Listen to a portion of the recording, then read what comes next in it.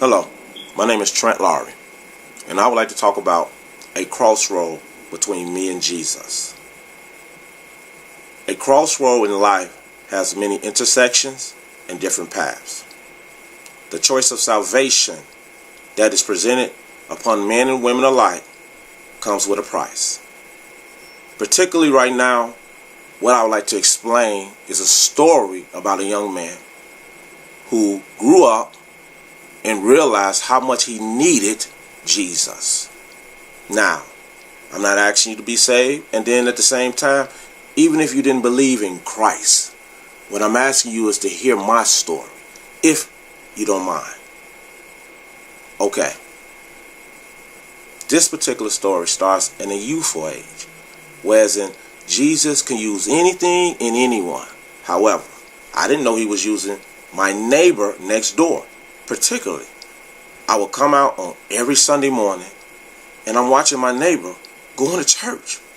Now, I never had the desire or the ideal to become a priest. Growing up, when you was a young man, you thought about sports, you thought about having fun, not going to church. But yet I used to ridicule my next door neighbor. We're young men. And I used to laugh and joke and laugh and joke, and he just took it.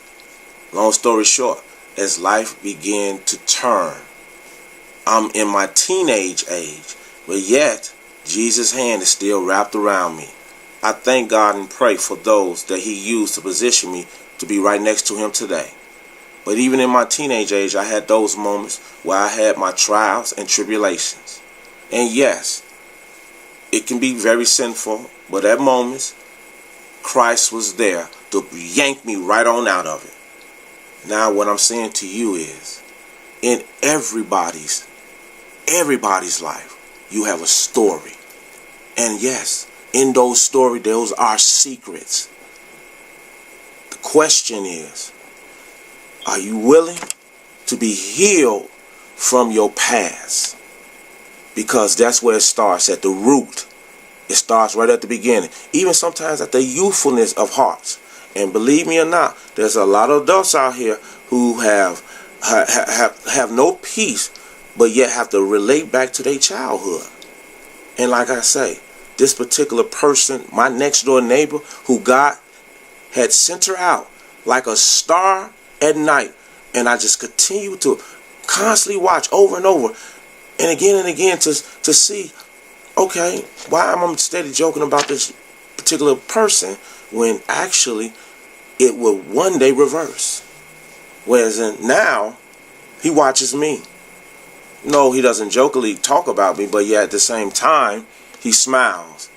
And he has an enjoyment that now I sit side by side as we sit in front of Christ together.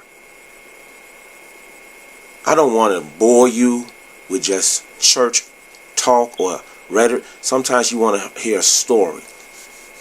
No, I've never been arrested. No, I take that back. Yes, I have been arrested.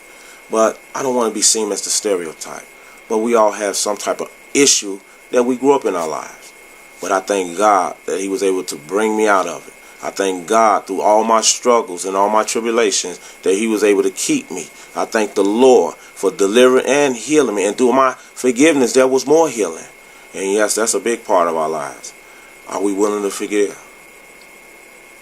Even as individuals that do not know Christ and someone did wrong to you, are you willing to forgive?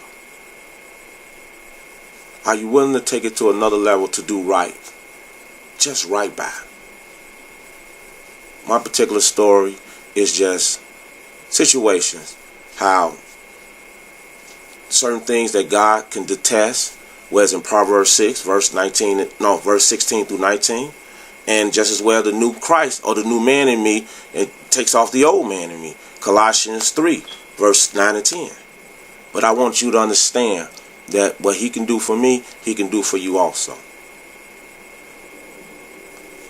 The price itself is not a debt owed to God, yet his death to the world provides a bill of payment for man's survival on earth. God does not ask for payment from his death, but from us to be obedient to his word.